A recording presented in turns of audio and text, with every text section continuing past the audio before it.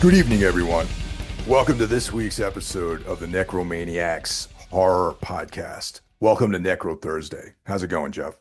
Going pretty good, man. How are you doing? I'm doing well. Coming into the week of my wedding, Oh so I'm no. pretty excited about that. Banking up some episodes here and over at Everything Went Black so that I could take a little bit of a, little downtime around the wedding. Yeah, So, right. so that's Yeah. pretty cool. But yeah, just been full on doing that. You know, living life, preparing, getting a haircut soon, that kind of thing. All those little things you have to do before you get married. Yeah, that's right. Yeah, I just went shopping for your wedding, dude. I'm gonna be there. I'm gonna see you in a week. That's killer, dude. I cannot wait, man. Actually, less than a week at this point, man. Like Yeah, 5 days from now, it's gonna be cool. that's great. I took the day off work. There you go. Yeah, man. I'm really looking forward to it. I haven't actually seen you in I don't know how long. It's been years, man. It's been Yeah. years, so I'm excited about that. And that's actually one of the coolest things about the wedding is like it's small. Originally, we weren't even going to have a wedding. We were just going to go to the courthouse, get married, and then take my mom out for dinner. And Mm. then the cat got out of the bag, and like some people were like on her family side, were like, "Well, I'm going to come too." And then it started from, okay, Hmm. we got like four people. Oh, maybe we should go to this restaurant. Maybe we should do this. Maybe we should do this. And next thing you know, now it's like I think 35 people all in all are going to be there on a Friday. That that's pretty small. But I mean, Yeah. isn't it funny how weddings become about everything else but you guys? Not from my Like, point of view, dude. I like it's like Tina's like, she's like, oh, I'm worried if I hope people aren't bored. I don't, I hope they have a good time. I go, I don't give a fuck, man. Like motherfuckers show up, they have a good time. Cool. If not, cool. I don't give a yeah, fuck. Let's yeah, get there you married. go. Yeah. I just, I worked a lot of weddings out in, when I was working in catering, and it's just like, and the people getting married always seem like stressed out, worried, and they never eat. It just becomes about making other people comfortable, it seems like. Yeah, It's very nah, bizarre. that ain't how I'm rolling, dude. I didn't think so. Yeah, I mean, this thing is, it's so low key too. I mean, I'm going to be dressed nice. I like to dress nice, and Yeah. Tina's got a beautiful dress. My mom's going to be wearing a beautiful dress. But everyone is casual. It's outside, and then we're going to, this like very low key neighborhood restaurant in the town I grew up in, and that's Nice. it. And then a lot of people are staying at a hotel, the same hotel over in Danbury, Connecticut, which is like 20 minutes from the town I grew up in New York State. Right. And there might be some, after dinner kind of thing going on. I don't know, but I'm once the dinner's over, I'm done. I'm signing out. That's it. Yeah. So Yeah. Don't blame everyone you. do whatever they want after that. Yeah, I just went shopping to wear something because I didn't have anything to wear. I'm like, I can't just show up in a Kanye shirt and like, black jeans. So yeah, I'm gonna look nice too, man. I like to dress up too sometimes. I don't get to do it a lot, so That'd be sick if you like returned it like after the wedding. yeah. No, I'm gonna have a top hat. I'm gonna going all out, dude. Yeah. Uh, that's awesome, man. I'm really, really looking forward to that. And me and you are gonna record an episode right before or right after you say your vows, right?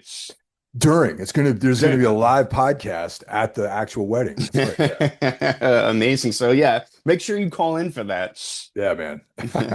So yeah, that's what's going on. Oh, I celebrated a birthday on Friday, so that's kind of been overshadowed by everything else. Yeah, dude, I feel terrible. I didn't remember it was your birthday at all. I don't care, man. It's fine. Like, Yeah, it's all good. There's only a handful of people whose birthdays I remember too. same. I can't remember anyone's birthday. Never could. Yeah. But life's there's it's been an eventful week other than that, which I won't get into that stuff. It's still some things are still developing, which I'm working through right now. But in my life, nothing ever goes 100% smooth. So I expected a couple of obstacles to arise around this time, but at least the important things are on track, and that's all good. Everything else will fall into place. Yeah, totally. I'm kind of at a chaotic point in my life as well, and it can overwhelm you, or you can just roll with it and figure it out, and that's what I'm trying to do. How is it living back in Connecticut, man? I don't know if we really talked too much about that. No, It's something I'd be pretty bummed out about if it was like 10, 15 years ago, but now I've just sort of accepted that I'm older and live a much quieter life and really don't need to be around anything like that you would normally find in the city. I'm settling in, man. It's cool. Like I'm enjoying it. I obviously have very, very good friends here, and it's great to see them all the time. It's been really helpful during all this. So yeah, no complaints really. Well, it's good to have you in the same time zone after all these years. I know, man. When we set the Necro meetings, I don't have to add or subtract or it's just right there. Yeah, man. A less complicated life. That's all I'm looking for. Yeah, and I'm probably shouldn't announce this now, but the new Tombs record's got a release date of October 17th. So that's Nice. I'm excited about that. Some people have heard it, and I heard some of it, but demos. well, yeah, I mean, it's not songwriting wise, it's not much different, but Yeah. looking forward to getting that thing out finally. It's been 5 years since our last LP came out, so Wow. yeah, some of the material I wrote like right around the time of that record coming out. So it's been, carrying that weight for like 5 years. It's nice to finally see it That was surface. 5 years ago? Yeah, Under Sullen Skies came out 2020. Jesus Christ. Yeah, that's 5 years, man. Time fucking flies, bro. Really has. Ever since the pandemic, I feel like when I think back to things, I'm like, oh, that was like what, 2 years ago? And then I look, oh, it was like 8 years ago. Well, also, if you think about things you did before the pandemic, because those couple of years just disappeared. Like they were like they just collapsed into like, you know, nothing really. And when I think about stuff that happened before the pandemic, it seems like yesterday, but then you realize it's like 6, 7 years ago. Yeah, and when I think about the pandemic, I sometimes I'm like, wait, that actually happened. We actually stayed inside for 2 years, not doing anything. And you look at when you walk around now, it's like it never happened. Like nothing changed. It's very bizarre to think about. Yeah, it's very, very strange. You know, but it's just time. We live in a weird time. I gotta be honest. We do. Yeah. No question about that. On a more positive note, what have you been checking out, man? You've been really busy, so I assume like Yeah. you're not checking out too much. Well, definitely been busy, but not too busy to watch Sons of Anarchy with Tina every night. So Oh God. we finished we finished that entire show, and I'd seen it before, but only once, Yeah. and it was just one of those like one of those things at the end of the day you put it on before you go to sleep, and we watched like maybe 2 episodes a night, and while the day's winding down, and so that was uh I wouldn't say it was a good show, but it Agreed. was enjoyable. There were things about it that were fun, I thought. Yeah, I remember enjoying season one and two and completely falling off after that. Because you had Henry Rollins in season two, who's Yeah, always entertaining to watch. yeah, and Marilyn Manson was in a couple of episodes. Yeah. Oh yeah, that's Yeah, fuck. he plays this like Nazi, like jailhouse Nazi leader. And he probably just showed up on set, didn't even need a script or anything. The funny thing was like I watching this guy, looking at him like I'm like that motherfucker like was able to smuggle in like black hair dye and eyeliner and somehow into jail. Yeah, dude, that's fucking hilarious. And Stephen King makes a cameo in it too. Yes, he's like a fit like a cleanup cleaner, like a guy who Yeah. comes in and cleans up the bodies. And he rolls up, he's listening to AC/DC, and he's got like a leather jacket on. I was stoked. I was like, Yeah. Yeah, another very like Stephen King-esque thing he would probably normally be doing, you yeah, know. yeah, I love Stephen King, man. Fuck yeah, dude. Stephen King's the man. Yeah, what's funny is like the culture around that show. Like I remember like dudes like walking around with like Sons of Anarchy vests, like they're Yeah. in a real biker gang. Like, it's just a TV show, dude. Yeah. Like, you're not tough, man. That was an odd time for sure, man. Definitely. Other than that, I've just been reading a lot. Just let's see, I've been reading a bunch of Joel Lane short stories, and very, very cool author. If you guys haven't checked him out, he's like one of those British weird fiction guys from like he's passed away, I think back in 2010, possibly. Hmm. But it's like I like it because it's understated. Like it's not these huge cosmic stories. It's more about like a dude who probably really loves Joy Division Mm, and hangs out by himself a lot, having preternatural things happening around his life or supernatural stuff going on. And it's very good and very, very understated, very British. Most of the stories take place around Birmingham, like kind of like this like working class, you know, dreary sort of vibe to it. And if you haven't read that, I highly recommend it. It's like I place him firmly in the realm of like Ramsey Campbell or like Adam Neville. mm. I can imagine Adam Neville being a fan of his because yeah, Joel Lane was a little bit older, and Adam Neville's like in his 50s. So Joel Lane would, yeah, he's probably a guy that's roughly maybe a generation before Adam Neville's generation. So yeah, really cool stuff. I definitely, recommend you guys. If that sounds cool to you, go check it out.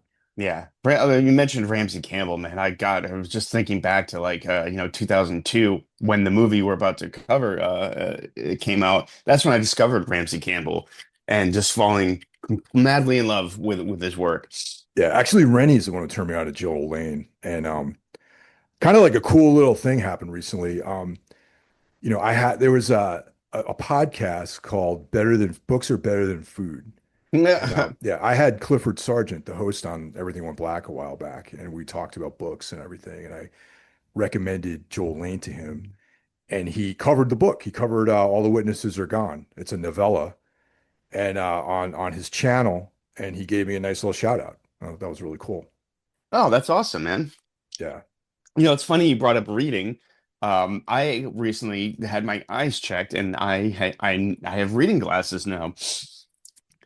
probably a long time coming, bro. Oh yeah, well, I've been having trouble reading for uh, a few years now. And I'm like, am I somehow getting older and like forgetting how to read? And I finally got reading glasses and like the world's in like high definition now. I can see my phone. I can like actually read without getting a terrible headache. That's awesome, dude. Yeah, it's like I'm getting like this joy back because I used to love to read and then it slowly just kind of became a pain in the ass. So yeah, I'll be able to I'm learning to read again. You learn to that's outstanding, dude. Reading's Yeah. fundamental, they say. Yeah, dude, maybe I'll start with like Dr. Seuss, work my way up to like Harry Potter or something. Yeah. Uh, There was a like when I used to watch the UFC like a few years ago, there was a press conference with Dana White and someone asked him a question about books, right? And he's like he was doing not a UFC press conference, but someone asked him a question about books and it was not for a specific event and he's like, I hate books. I don't read. Shocking. And I was like, I could not believe that someone would say something like that, even if you feel that, Yeah. to say that I hate books, I don't read. Yeah. I mean, at least pretend, dude. Unreal. I mean, does he strike you as a guy who would No. like kick back and open up some deeply like philosophical book or like you know what I mean? Like this guy's a knucklehead. Yeah, absolutely, man. And definitely instrumental in the demise of the United States for sure. I totally agree with you on that. I Yeah. totally agree. Um, but I'm psyched to start reading more. I'll definitely have time. Other than that, checking things out, like, and I haven't really watched any films or anything, but I did discover that on Saturday nights, MTV2 is doing 120 minutes again. Who would they have on 120 minutes though? Well, there's no host and there's no like, but they just play videos from like that era. Oh, okay. All right. Like the 80s and 90s. Like I saw like last night they played a Morrissey video, Okay. Killing Joke. Oh, cool. Yeah, and it was really it was just great to see like, even though it's a new show, like 120 minutes was such a huge part of making me the person I am today, like getting into like alternative music, which got me into underground punk and hardcore. It's just really nice to see some of these old videos, from I was like 14 years old when I was discovering all this shit. So that I was very excited to see that. Yeah, I was a big fan of that 120 minutes. That Yeah, was really Dave Kendall. Yeah. Yeah, yeah, Yeah. totally. They Wasn't played that a Wasn't Kennedy on that too? No, no. Kennedy, I think, did Alternative Nation or Oh, something. that's what it was. Yeah. All right. You know she's like a diehard MAGA person now? I didn't. That surprises me, but also doesn't surprise me. Right, yeah, yeah. Yeah. But yeah, like yeah, Dave Kendall was the host when I was into the show and discovered so many great bands. What's funny is last night they played a Ministry video from their first album. It's real easy to forget Ministry started as like a Depeche Mode Yeah, style band. Yeah. Like where it started and how it ended up, very, very different. but I kind of like a lot of the early Ministry stuff though too. Yeah. I mean, With Sympathy is like total Brit pop, but it's pretty good. Yeah, I enjoy all that stuff. There's that Yeah. song Over the Shoulder. Do you know that one? They have a video for that. That might have been the video they played last night. Probably because I remember that being really heavy on 120 minutes back in the day. Yeah, I would imagine so that was the one. Yeah, and then they came out with Twitch a few years later, a little bit darker, a little bit heavier, and then Rape and Honey, third album was The the heavy metal guitars album. basically, yeah, they just got more and more metal as they went along.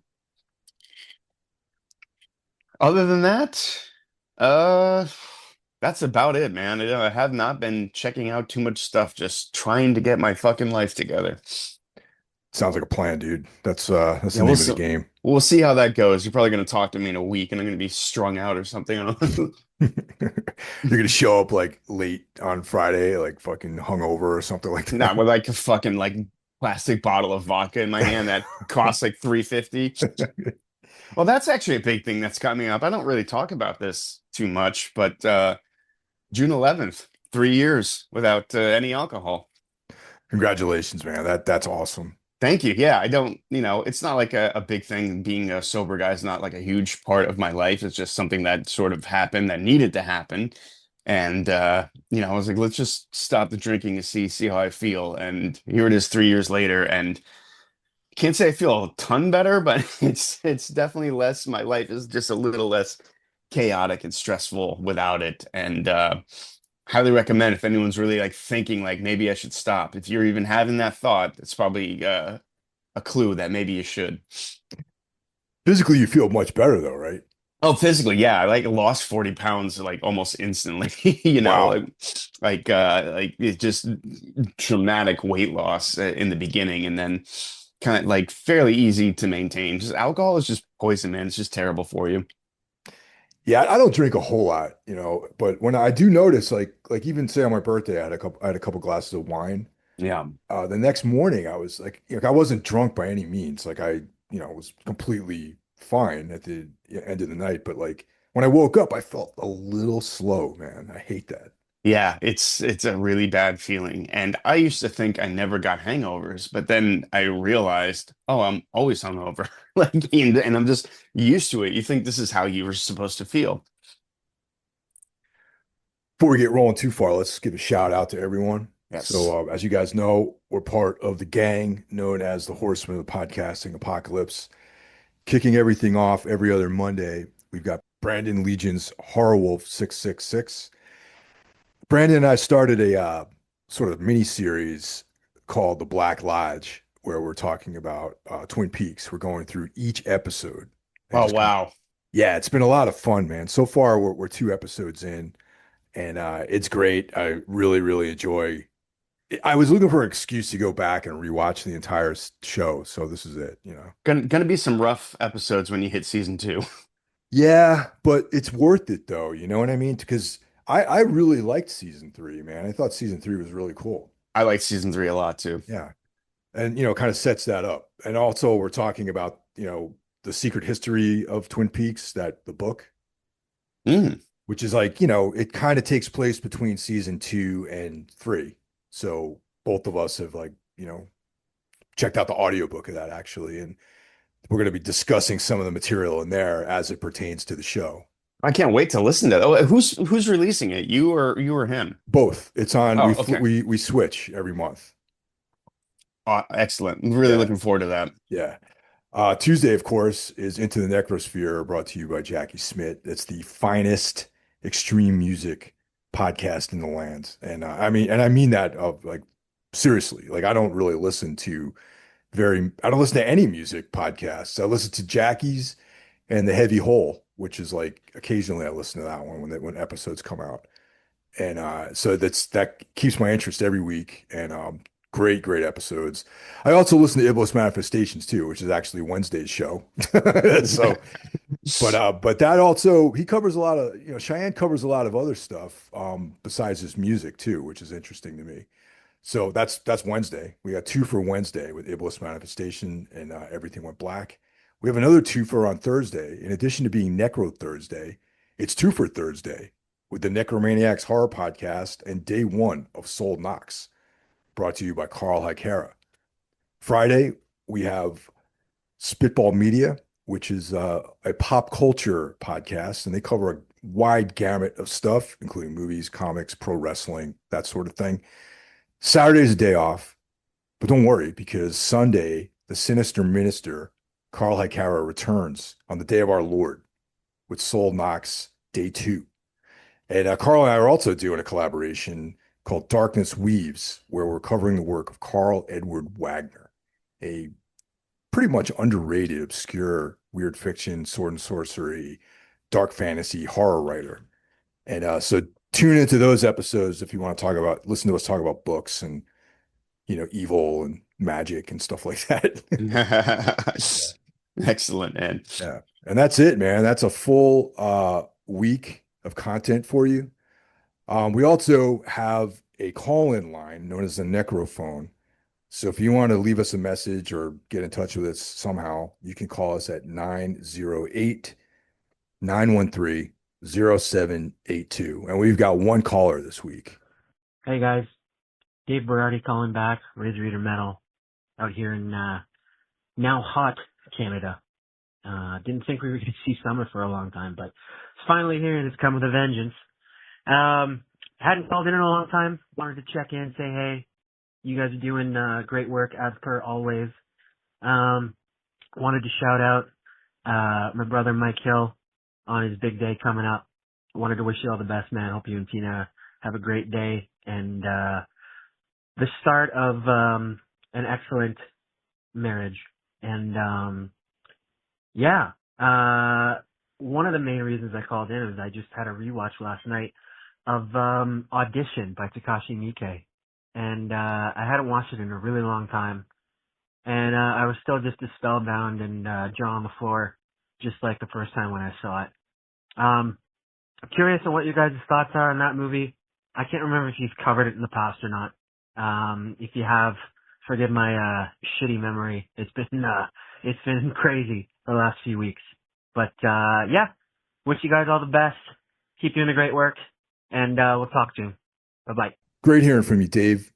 That's Dave from Razor Eater Metal. An Oh excellent, yeah. yeah, good dude. He's been on Everything Went Black, and if you want to check that episode out. So yeah, dude, thanks for calling in. And Audition is always a very harrowing rewatch, wouldn't you agree? Oh God. I think it was Peter Ferris who's been on your podcast, our Mhm. friend Pete. He's the one who told me about that movie. And he said, I'm not going to tell you anything about it. Just watch it. I said, okay. So I rented it. This was that long ago. And yeah, I was like, okay, dark drama. And then about an hour into it, that change happens and the Yeah. movie just becomes something much more sinister and disturbing. And I have to say, that's maybe a top 5 movie experience of my life, just watching that and feeling just devastation afterwards. Yeah, I think that movie rates high with most people, man. It's one of the iconic films from Takashi Miike.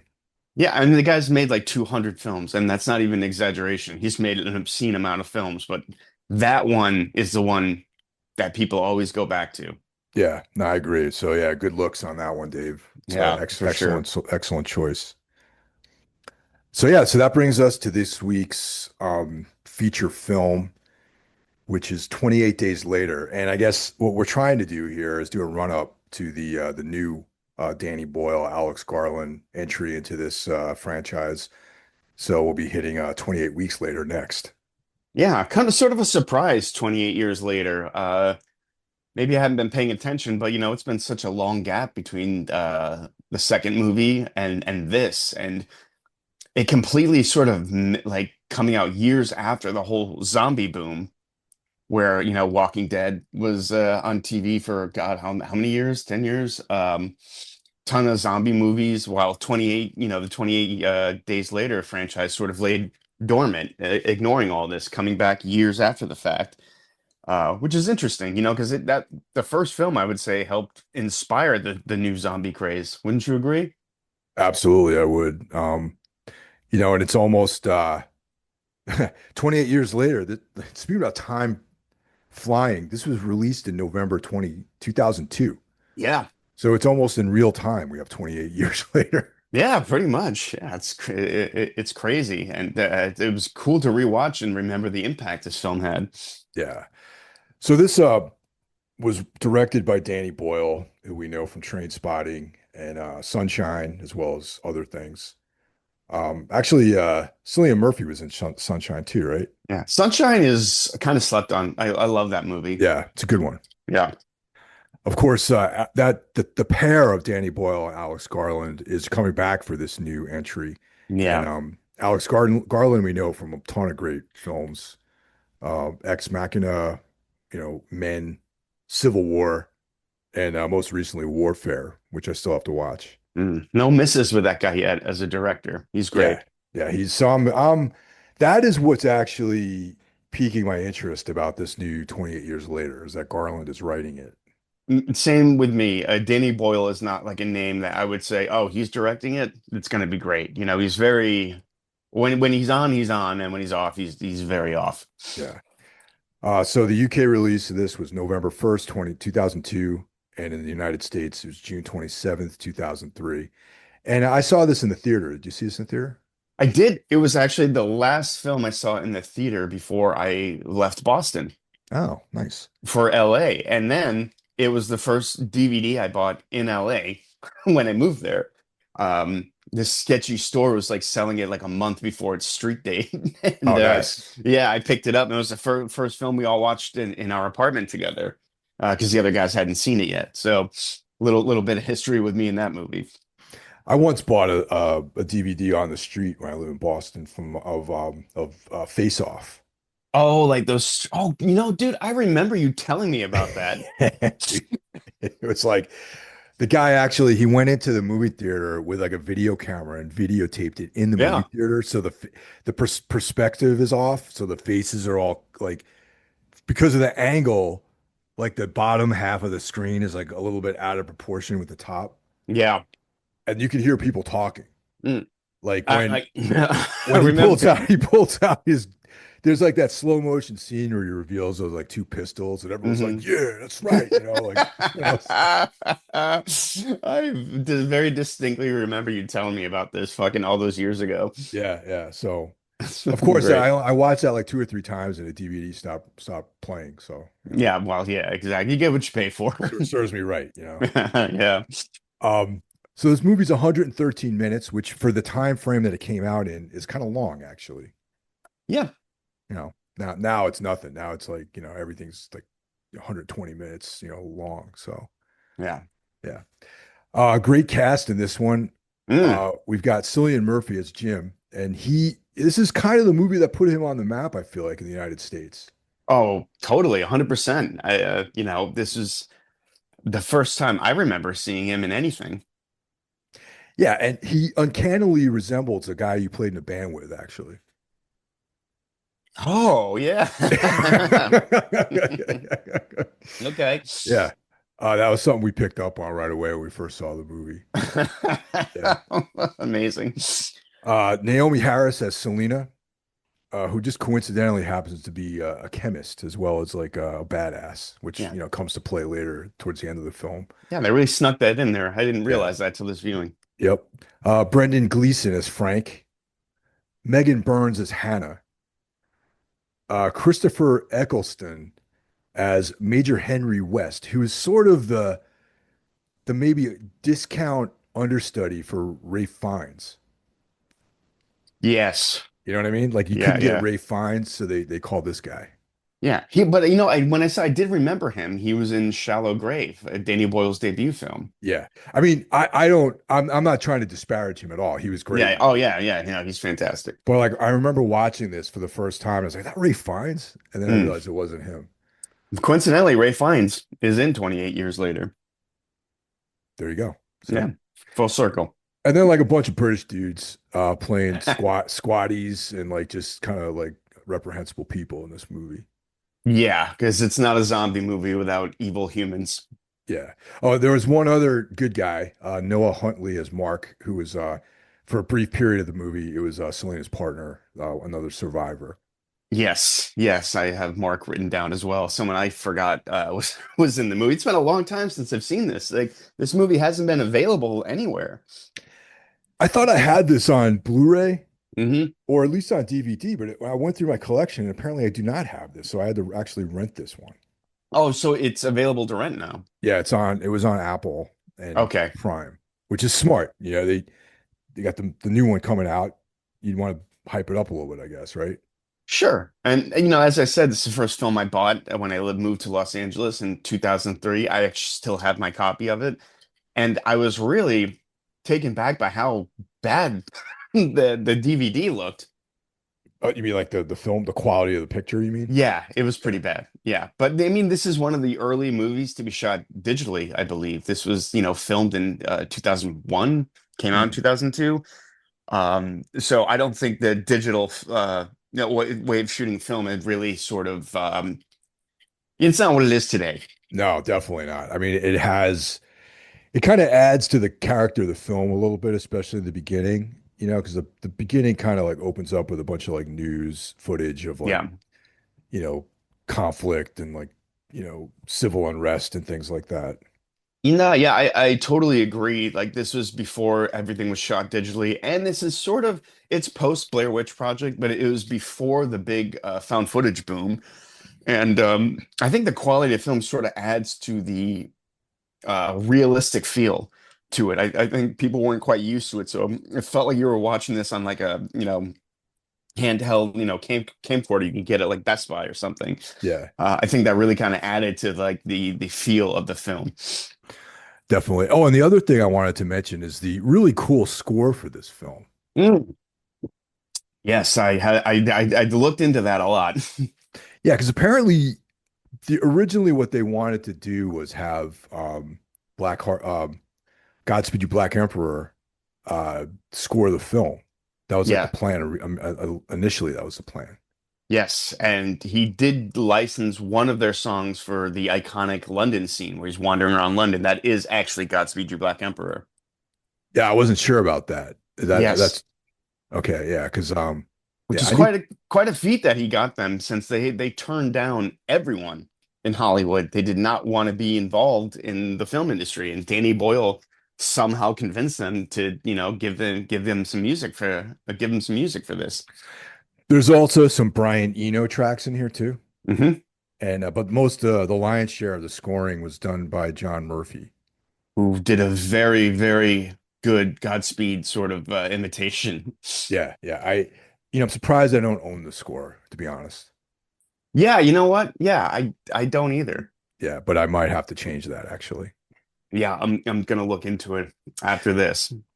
But even the score, like this film came out in 2002, 2003, and everything about it.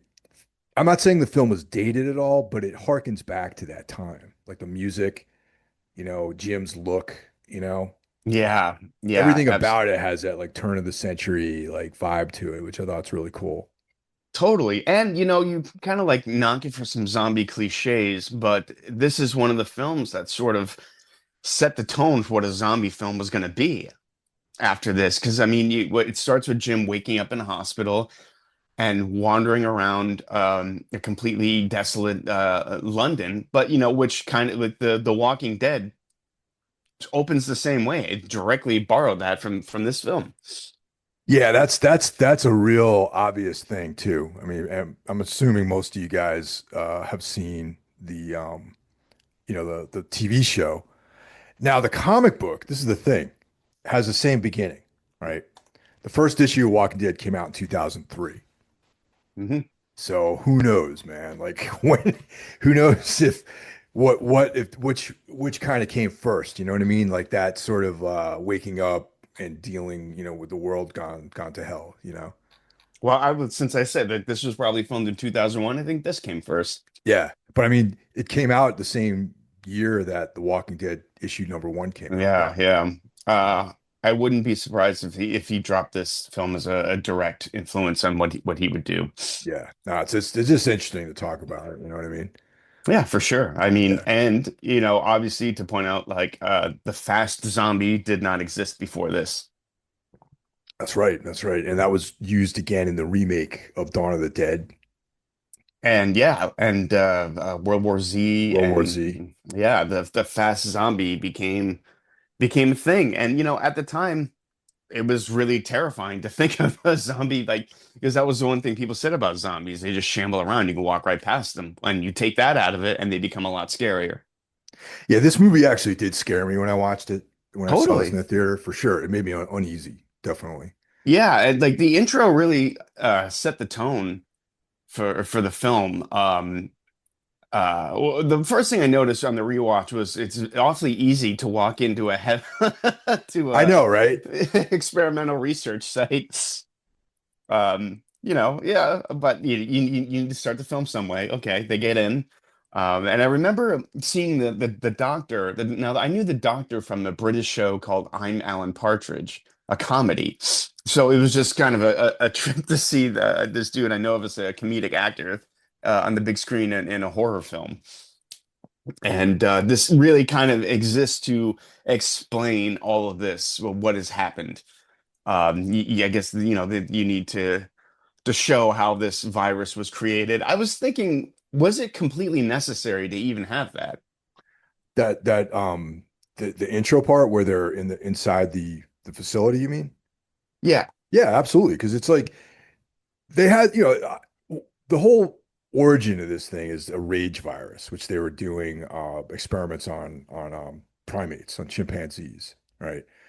So they show it's kind of cool how they show the surveillance and they see a bunch of these like hippies like walk in and put like they obscure like the camera so they're no one can see identify them, I guess. right.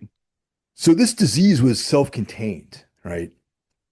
Until these goody two-shoe cunts came in here and like unleashed this virus on the world.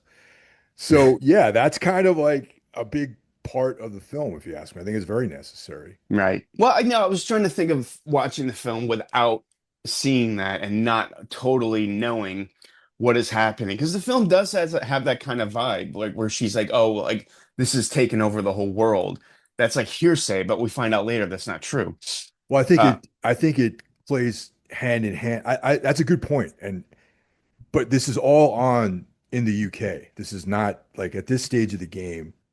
right, It's in the UK. So the origin of this disease started in the UK, and then disseminated out into the countryside. So, but there's this sense from the people on the island that it's everywhere. right, Yeah. yes, exactly. One thing before we get into the plot of the movie, rewatching it, this film felt very explicitly British to me. Did Oh, you get? dude, 100%, dude. Okay, all right, good. Yeah. Like, But I did that? like that. I'm like a bit of an Anglophile, I think. Oh, me too. I was like in love with British TV at the time of seeing this. I just actually like toured the UK twice, once with the band Five, and then again later with ISIS. And actually, when I toured the UK with Five, this had come out. It wasn't yet to be released in the States. It was going to be almost a full year before it came out in the States. And the way people were raving about this movie, and one thing they mentioned over and over again was the scene in London where he's walking around an empty London and how crazy that was. He's like, you don't understand. You don't live in London. Like to see those places completely empty was insane. Like it was like, and watching it again, I'm like, oh yeah, like that was real. That's no CGI or anything. They really fucking emptied out parts of busy London. Yeah, definitely. I mean, I could get a feeling for what it must be like. It's like, I live in New York, you know what I'm saying? So I Yeah, understand exactly. like, Yeah. I mean, I know what a major metropolitan city looks like, Yeah, they're British. You gotta, Yeah. they don't know. They don't know. Um, But it's true though. It's very impressive that they could do that. Yeah. But yeah, very British. I mean, it makes sense. I mean, both of these guys that wrote this and directed it are British people. So yeah, I actually miss going to England, man. I am hoping someday next year at some point to go over there and tour or something, you know. Yeah, it's been a really long time for me. I think 2009. Yeah, it's been a while. Yeah, it's been a long time since I've been over there. Always really enjoyed going over to the UK. It's nice to go there after being on the mainland, and then you go over to England, and it's like people speak the same language as you. It's a little bit they're a little bit more relatable in some ways, you know. That's interesting because we always hit the UK first. Really? Yeah, yeah, I always started there. Huh. I think the last couple of like European tours we've done, we've flown into Hamburg, Okay. yeah, and then exited in London. Interesting. Yeah, I think when we did some mainland like if we weren't going to the UK, it was always like Amsterdam. I think we flew into. We pick up our gear and then go from there. The last few European things we did were not tours. They were festival dates. So yeah, we flew through Amsterdam. I think I told this story one time about how like we had a 12-hour layover in Amsterdam after playing in Denmark, and Ugh. so we just dropped our gear off and like disappeared into the city, and like I no one even stamped my passport. Like I just I left the airport and just got on a train and went into Amsterdam. It's amazing. You Was sort of let there. loose. Yeah, it was like I was there for like 10 hours or something like that, doing all this stuff. I could have like killed somebody and like got on a plane and flew home and no one would even know I was there. Amazing. I don't miss those moments of the 10, 12 hour layover somewhere. Just fucking nightmare. Yeah.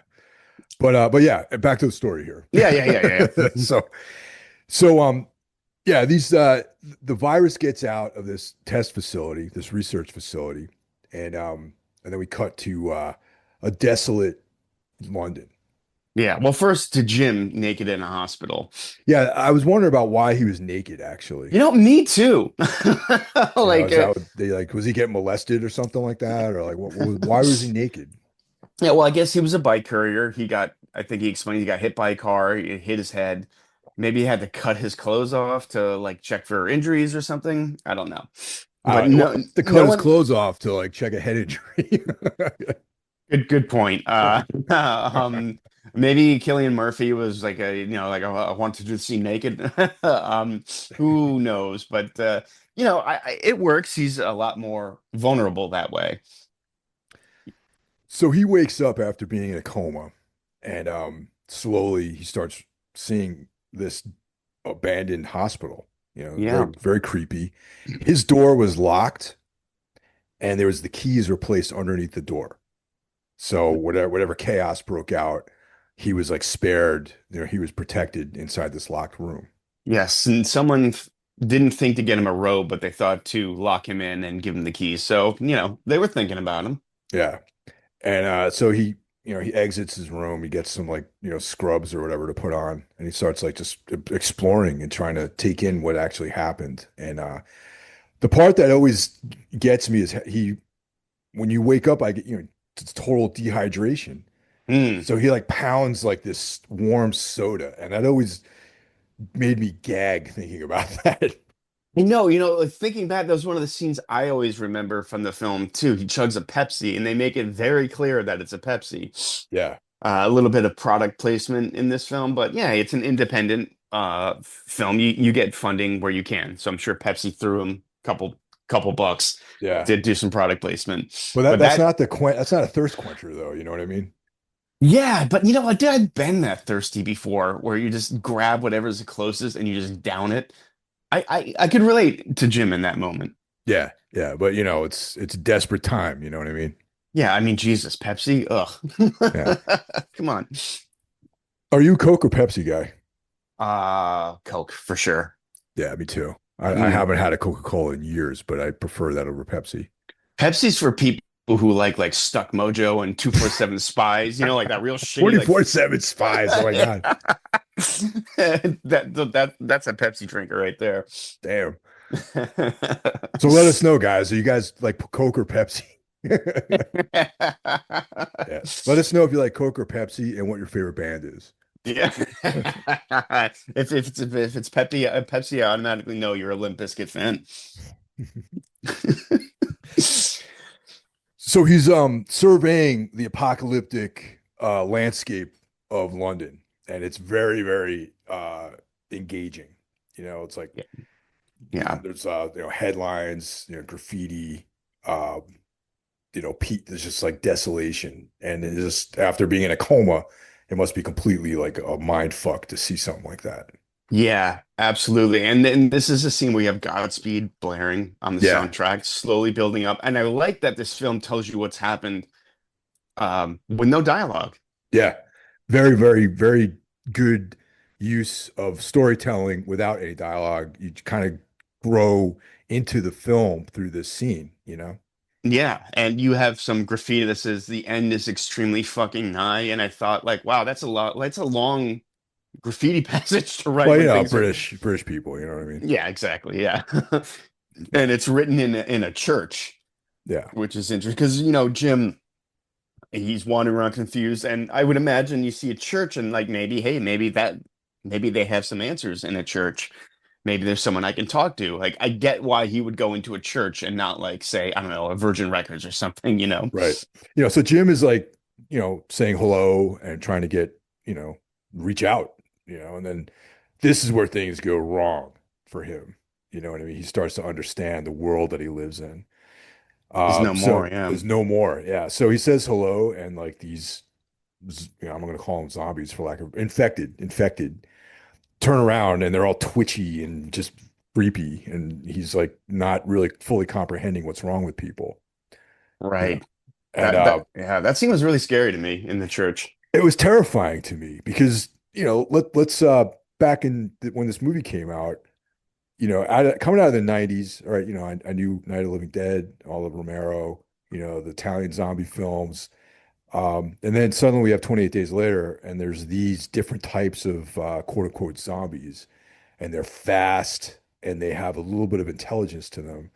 So that's like what resonated with me, but yet they were like rabid animals in some ways. You know what I mean?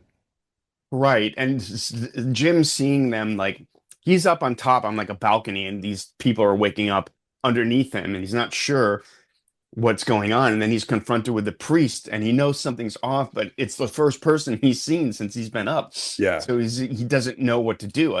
I think it really captured that confusion really well.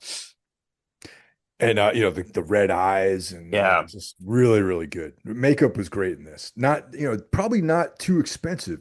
Not a very high budget makeup job, but very, very effective though. I totally agree. And you don't really get a great look at these things. And kind of like, show them for like a second or two and then cuts away. And I think that was also a smart way of dealing with making the zombies a little bit scarier. You don't Yeah. really get a great look at them. Yeah, and also they're not decomposing corpses either. So, Right, right. Yeah, they're not even really zombies if you want to like, break it down. They're just infected people. which is in some ways more terrifying because, zombies have like that preternatural like bent where that's not possible, but like if you think about rabid animals and like, the cordyceps mushroom stuff that people, there's all those that stuff you read about how they take over the brain and all that sort of stuff. Right. And it's like, oh, this could actually happen. Like a bunch of rabid people could develop and start, attacking everyone. Totally. Seems probable. Yeah, absolutely. So yeah, like he hits the priest with his trusty can of Pepsi that paid money to be in the movie, and we get the first chase scene, and it's terrifying. You think what must be going through Jim's head at that moment? He has no idea what the hell's going on. These screaming rabid things are chasing him down the street, and our two heroes. We meet our other two heroes. We meet Selena and Mark, who saved the day with Molotov cocktails, and for some reason blow up a gas station. I couldn't quite figure that one out, but a gas station blows up because six zombies are chasing him. That was a little, I don't know, a little bit of an overkill, but I guess the movie needed like a big dramatic moment. Yeah. So she kind of gives him the lay of the land. Like they're holed up in this. It looks like like a storefront with the gate pulled down or something like that. Something like that. Yeah. Yeah, yeah. And So tells him like just how ruthless everyone has to be because of how quickly the infection takes over. right. Yes. And she says it's the blood or something in the blood. Like, little bits of information that people are getting. You're sort of piecing a story together. That's when she says, just a few weeks ago, like it was found in Paris and New York, which I think we learned later was not true. But that also goes to tell you just like the weird conspiracy theories that arise in situations like this too, or it's like all this hearsay happens, or and then fake information gets disseminated out to people and all that creates panic and all those things. Yeah, like if this happened now in the age of the internet, it would somehow be Obama's fault or, Yeah, there, James. This would be Joe Biden's infection. yeah, this, yeah, exactly. Oh man. But I like that. It's just like no one's really sure of anything. All they know is this is what we have to do to survive. Yeah. And it's not going to get any better than this, according to Selena. And Now, interesting thing to talk about Jim because like he wants to go see his family, which is totally understandable, yeah, right? Jim is a good dude you know what I mean? After watching this a few times, like he's just like a good, nice guy. You know what I yeah. mean? Who goes through his trajectory is completely transformative though by the end of the movie. Oh, totally. Considering the world, like from when before he hit his head to after, I mean, like it's just a matter of seconds for him, and he has to deal with so much like instantly. Like, oh, not only is the world basically over, but everyone I know is dead. Yeah, and so they trek out to where his family lives, and he sees that they're dead. They took their lives. Yes, and the heartbreaking moment. They leave him a note saying, "We left you sleeping. Stay asleep." And it's a lot for Jim to take in. It's one of the better moments in the film. This is what Danny Boyle is like kind of good at. He's known for these indie drama type of films, not horror. So I think those moments in the film really work. Yeah. Um, so they stay the night there, and in the house, which that's kind of I don't know, dude. What would you do? Would you stay the night there with your dead parents in the other room? Probably not. I mean, I Yeah. imagine it smells pretty bad, and your dead Yeah. parents are in the next room. But Selena says it's safer to stay there. That's easier to travel during the day, so they'll stay the night there. And interesting, Jim lights a candle, which attracts the Yeah. infected. Yep. That's a little bit blurry to me about like they don't come out during the day, but they do, and a candle will attract them, and other times like it won't. I think like her reluctance to travel at night has more to do with just like it's definitely safer to be out during the day more than like any kind of like I would not want to travel at night in an environment like that just because you can't see anything. Yeah, very true. Although they do in the very next scene travel at night. Yeah, it's true. Yeah. Well, that's when the infected come, they fight them off, and we find out Mark is probably been bitten. It's not confirmed, but it looks like he Well, might have been. they show his arm and it's got like that Right. interesting cut scratch on it or whatever. Yeah, yeah. He's got a deep cut. Yeah, and then Selena just like cuts into pieces, man. Yeah, brutal. Yeah, it's one of Yeah. the more brutal moments in the film. Like, they're really setting up Selena. Like, they're like, "Hey, she's not fucking around, man. She meant it. Like, you don't mean anything to me. My survival means everything, and I will fucking butcher you in a matter of seconds if I have to." She literally butchers him. Literally. Yeah, and you hear him screaming, "Wait, no!" And like, yeah, like it's pretty brutal. Yeah. Yeah. Um, that scene fucked with me more than most. That was like that fucked with me a lot. That feeling of just not being safe. Like when I first saw this movie, Hmm. it's like he's in his home that he grew up in. The doors are closed, everything's locked. You're still not safe. This thing could jump through the window and try to kill you.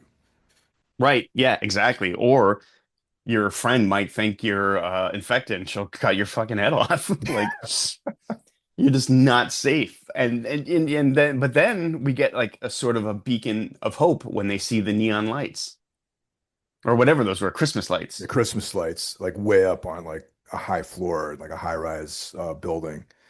So they're drawn to that, and and then another anxiety inducing scene happens too when they try to like get into the building.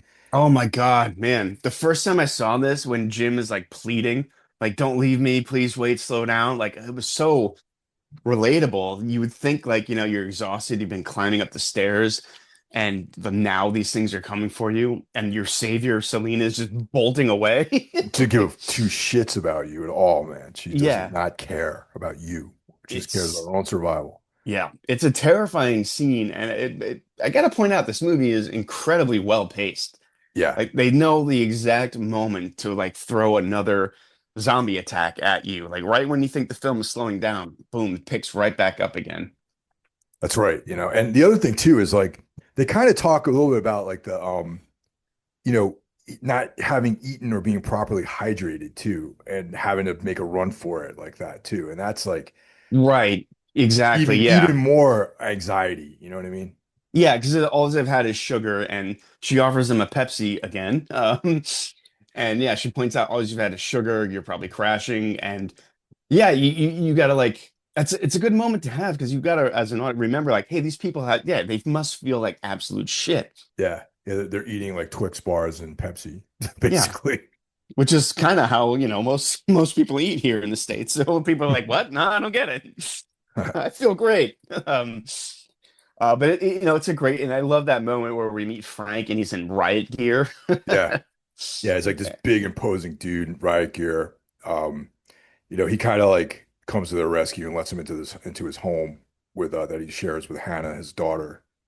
I really like Frank. He's not your typical zombie apocalypse survivor that you've come to know from all the movies and TV shows. Frank is big and warm and is happy to see other survivors. Yeah, yeah. It- And it's funny, like on the other end, Hannah is a little bit more reserved though, the daughter.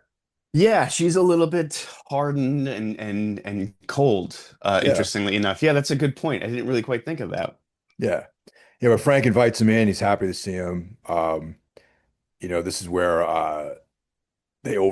well, first Jim shaves, so he's a Yeah. young, fresh-faced boy now. Yeah, painfully shaves, it looks like. And Jim and Selena have this discussion about how Selena believes like, we can't take him with us because, it will slow us down. They need us more than them, blah, blah, blah, like all that sort of stuff. And, Frank overhears them, but, they work it out so that they all leave together. Right. And I guess they explain why they had to leave because I would Yeah, think like I'm fucking staying here, but they're trying to collect water, it's not going so well, yeah, and they're sort of isolated and high up, like it's a bad place to be stuck. And we learn of there's some sort of a broadcast going out. yeah, yeah, from like some military installation saying they have the answer to infection or something along those lines.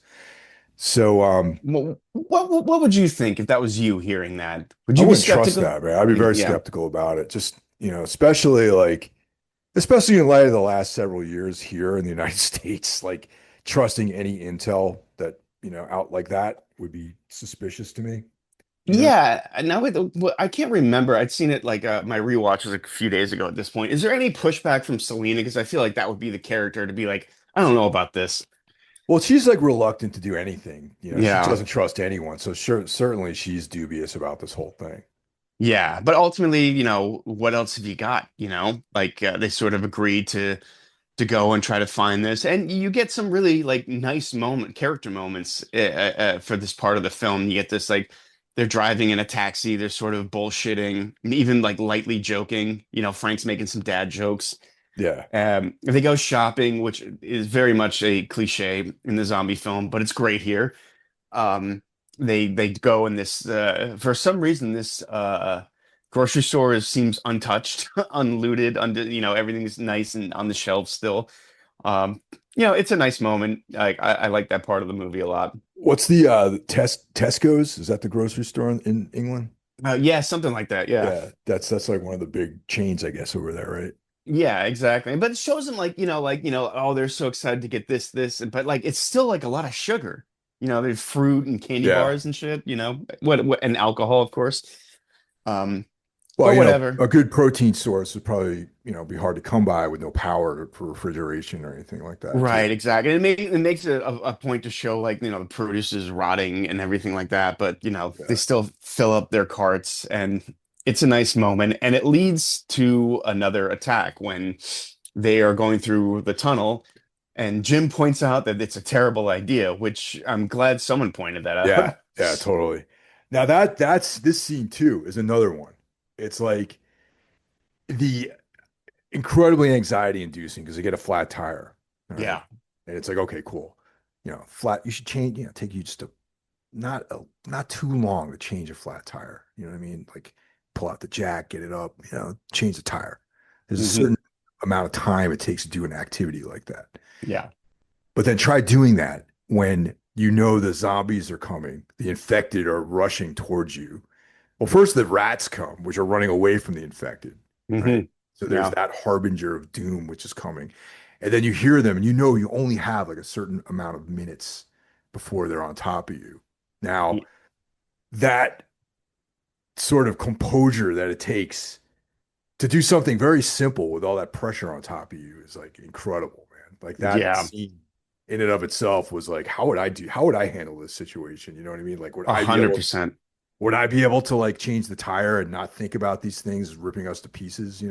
Right. And Jim is the mouthpiece for the audience. Jim is like, oh God, hurry up. They're coming. They're coming. And, they're sort of setting up Jim as being not a coward necessarily, but very afraid of his environment. But it's understood though too. Like I Oh, understand totally. that. Oh, It's like absolutely. but that's what I mean. Like he really undergoes a huge transformation because like, he's afraid of everything. He hasn't taken any life yet either at this point. He Right. hasn't he hasn't killed anyone yet, you know. Which, yeah, brings us to the next scene, which I don't where he kind of they're getting gas and he wanders off into a gas station to look for a cheeseburger or something. Yeah, so he's just, probably bored, want to check it out. Yeah, and Yeah. this is one of the more confusing moments in the movie, and I wrote it down like a little affected boy attacks him. And I watched this with subtitles on, and the infected boy yells, "I hate you," Yeah, I know. to I know. Jim. Yep. Okay, so I'm not crazy. I didn't misremember that. No, no, no, no. That's actually something that people mention a lot when they talk about this movie is Oh, okay, the interesting. infected boy saying, I hate you. I mean, I don't know Interesting. why. Like why we can't have that in the film though, honestly.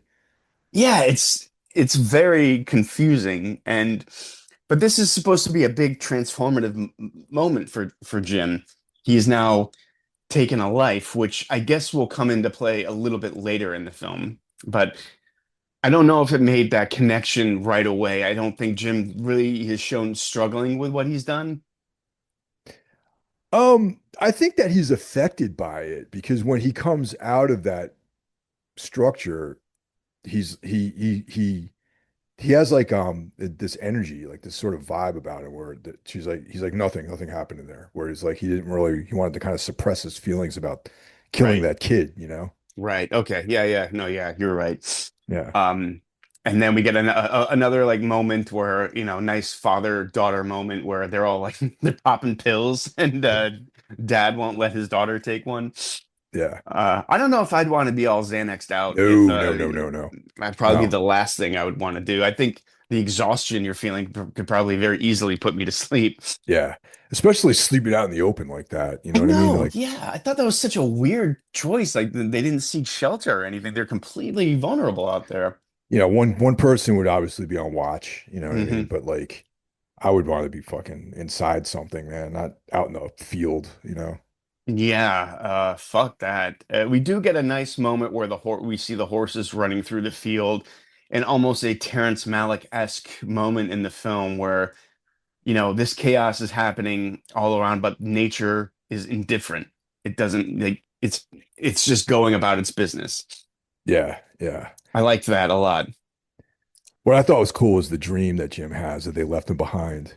Yeah. Yeah, that's very that is very much a dream you would probably have in that sort of scenario. Yeah. And it's very effective. We hear Jim yell hello for about the 30th time in the film. Hello. Yeah, Yeah. yeah, it's great. Like, you know, you would think a scene like that would maybe get cut, but they kept it in, and I'm glad they did. Yeah. So they roll up on where they believe the military is, and they find this abandoned outpost, and so they're very disappointed by this whole thing, you Yeah, know. it's empty, and Frank cracks a little. You miss the happy-go-lucky, everything's going to be okay guy. The optimist turns in that moment, and it's you know I love that part where he's like, "We need to go, huh?" And then he yells, "Go fucking where?" And he's absolutely right. Yeah, yeah, There is totally. nowhere to go, nothing to do. This was sort of his last hope. He's putting all the eggs in this basket, and it just turns out to be, well, it doesn't turn out to be nothing, but he thinks it does. And he gets infected because of his frustration. He lost his hope. He kicked that pillar or whatever, and a drop of blood lands in his eye. Yeah, yeah, and yeah, so that he obviously becomes infected, and it's like the worst thing ever. When I first saw this movie, I was like, no, not Yeah, Frank, man, fuck, yeah. no, you know. I know, man. It was cool to because I think this is you see a person go from normal to infected and how fast it takes you over. Yeah, and Hannah's like devastated by the whole thing, and Frank is like, "Get away from me," and like, and this is when the squatties reveal themselves and they gun him down, which Right. is like, so they've been watching this whole thing unfold, Yeah. which is Yeah. fucking fucked up if you ask me. Yeah. It's like almost like they wanted this to happen. I don't know. But yeah, I gotta point out, it does show Jim ready to kill Frank.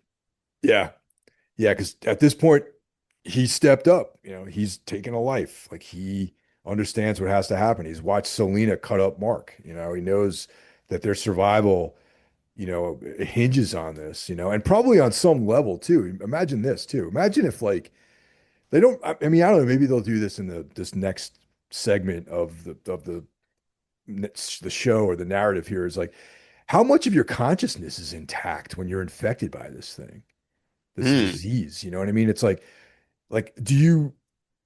is there still part of your personality deep inside there that's doing all those horrible things? Hmm. They don't really address that. Maybe they'll No. talk about this in the 28 years later. I don't know. But it's in a lot of ways is you're sparing the person to exist like that too. Right. Yeah. That's a very interesting point. I wouldn't be surprised if they do explore that in Yeah. the new movie, or, apparently this new movie is getting a couple sequels as well. Yeah, there's like, yeah, that's kind of bold to say, oh yeah, we're making three of these. Well, Yeah. no, what if no one Yeah. watches the first one, Right. Like, Yeah, exactly. yeah, But yeah, that's an interesting point. I hope they explore it. So yeah, now we meet the military, the Day of the Dead inspired part of the film. And absolutely Day of the Dead inspired. yeah, Yeah. totally 100%. There's no denying it. Um, I gotta be honest, man. The movie dips a little bit for me here, and it did back then, and it did on this rewatch as well. That some of the things that happened during this seemed a little unbelievable, but Well, all right, let's just come out and say it. Like, it's only been a month, right? yeah, yes, yeah. And I don't believe that like field discipline will dissolve in a military circumstance in 28 days later, 28 days. I wrote down the exact Yeah. same thing. It's like these guys are like sex starved. They're never going to see women again. I'm like, really in a month that's where you're going to be like these like ready to enslave like these two young women. You know what I mean? Like because Yeah, that I found, dude, I've been on tour for fucking 6 weeks, man. I know what it's like. I mean, you know, yeah, I know what it's like. You know what I mean? Like, yeah, it's like I've been away from women for long periods of time, and I understand I don't turn into like one of these guys. yeah, exactly. Exactly. And this is the military. They obviously have resources. They can get a broadcast out there. Yeah, They must know that the entire world hasn't gone to shit. exactly. Like they have to have some connection with something, and like, and that's the thing, and it seems like one of two things could have happened here. Okay. It could have been what we're discussing, how they would be very well connected, and not understanding what's going on and getting orders from somewhere, or that guy could just be Henry West could just be a psychopath, and all of his guys are psychopaths, and this is like their excuse to like wild out. Yeah, which that has to be what. Well, okay, as soon as we meet the military, I don't know, like everything feels off. Yes. As the audience, you're watching it, you feel instinctively not to trust these people. I don't know why. Maybe it's because I've seen it before and I know what's going Yeah. to happen, but there is this feeling of unease that Captain or Colonel West or whatever is not all there. And he admits to bringing them there under false pretenses, saying, we don't have the answers to infection. But they do tell us things like they captured one, they're keeping one alive, which is kind of crazy, and it's just right there on a chain. And he's like, well, we're going to find out how long it takes him to starve to death. Um, Also, an interesting idea that's never been addressed in a zombie film before. Like, yeah, like how long before these things just completely fall apart and break down and become like not a threat anymore? Yeah. But he's not a scientist though. He's a No, military guy. So exactly. that's kind of like what I think after watching it this time that because maybe the first couple times, a few times I watched this, I just kind of like, all right, these guys are this is what happens, but I keep reminding myself that it's only been a month has passed. Like when we talk about Day of the Dead, that has the feeling that this has been going on for quite a while. Yeah, everything is completely broken down. There is no hope. Yeah. And we find out later in the movie, a few scenes later, that things have not completely broken down. Right. And Yeah, we see the plane like flying overhead. right, which is something they must have noticed too. Hmm. So it just, yeah, like the way they're behaving just rings like really, really false to me. Like they don't even really give Jim and Selena and Hannah any time to sort of like settle in before they're like, all right, we're gonna fucking get rid of you, and we're just gonna like basically keep these two as sex slaves. Like after Yeah. being there for a matter of like hours. Well, they also West, I think he kind of fancies Jim actually. Ooh, Yeah. interesting. Yeah, yeah, yeah. There's some subtle, Interesting. because he doesn't kill him. He doesn't want, he's going to he initially wants to keep Jim around. That's right. Yeah, Yeah. but then the next scene he's being marched to his death. Well, What because of happened? all that stuff that happened where there's that one guy that's part of their crew tries to defend the women, Right.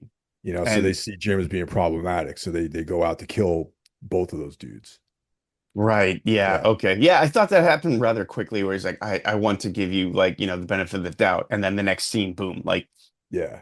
fuck this guy. So my take on it this time around was like West is a maniac.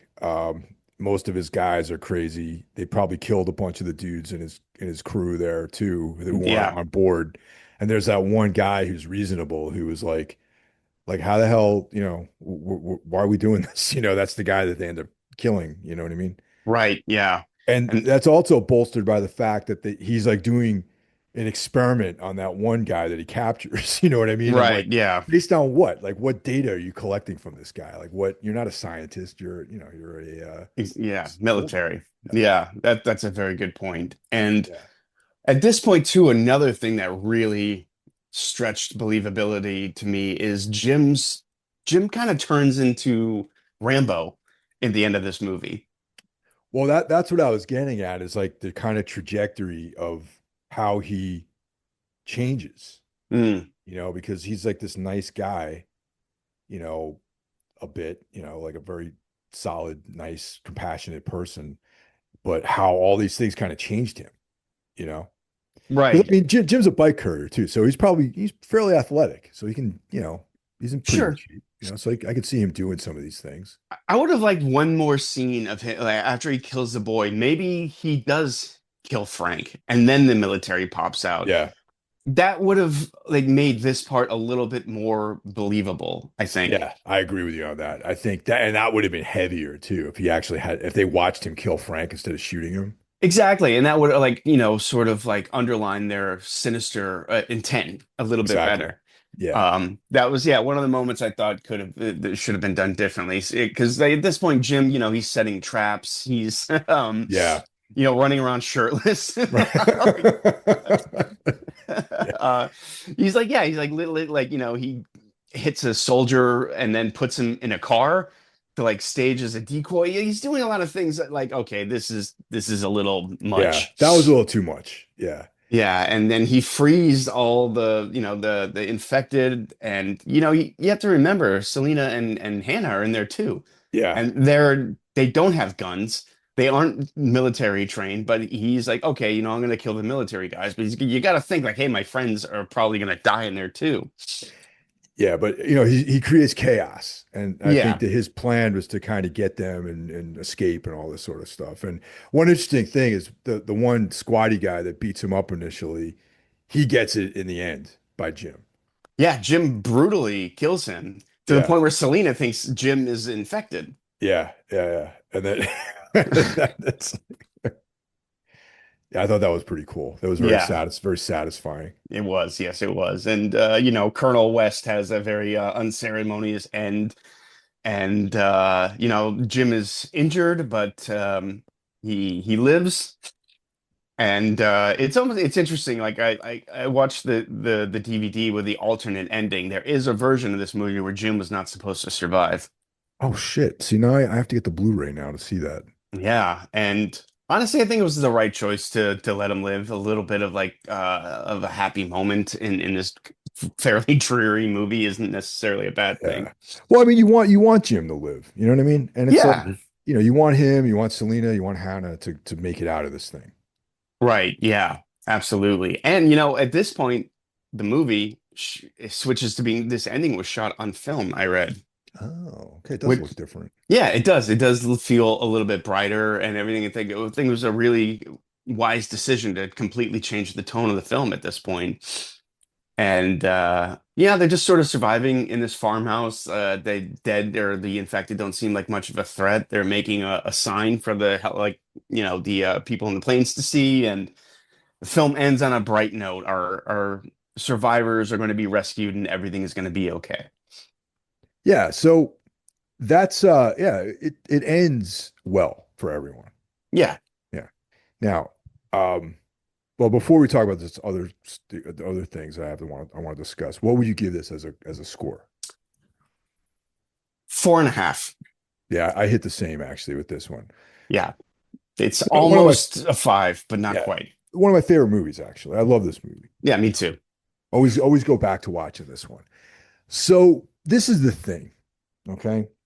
I feel that this was a self-contained story. I Yes, mean, I don't feel like there was ever meant to be any kind of sequels or anything for this film. I would agree with that. Yeah.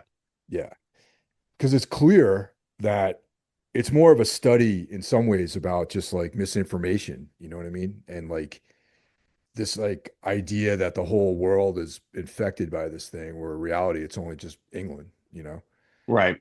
and that that myth was clearly dispelled when he saw the planes, you know. Yeah.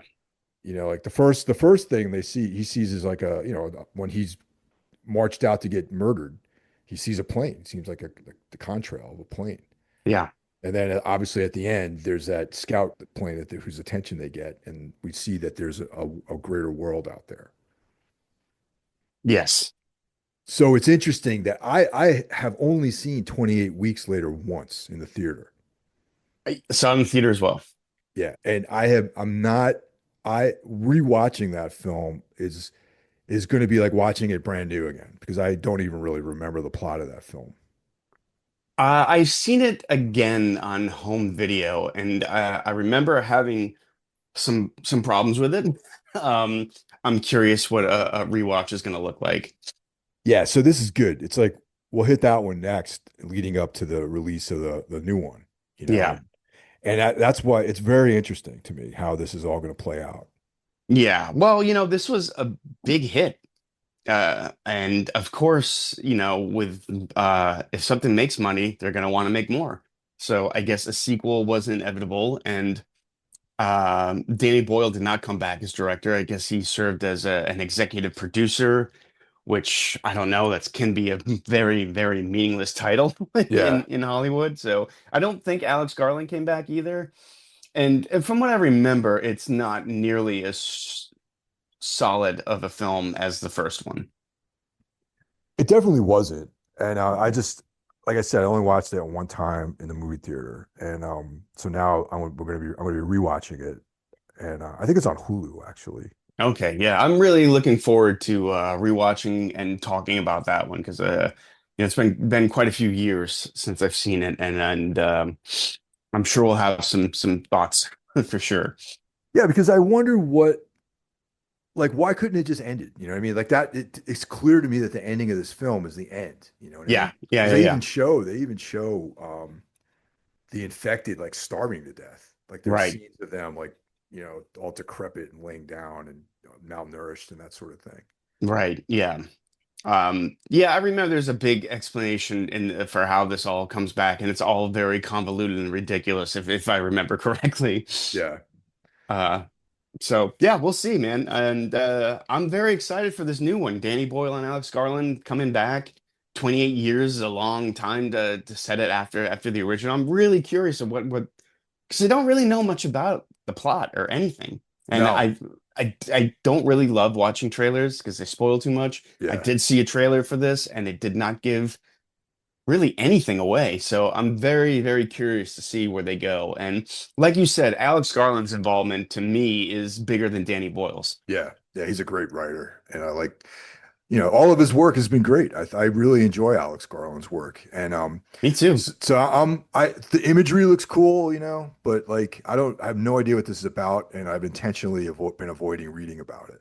Me too. Like for instance, I don't know, is Cillian Murphy even in this? I've heard conflicting things that he's definitely not, and others are saying no, he's definitely in it.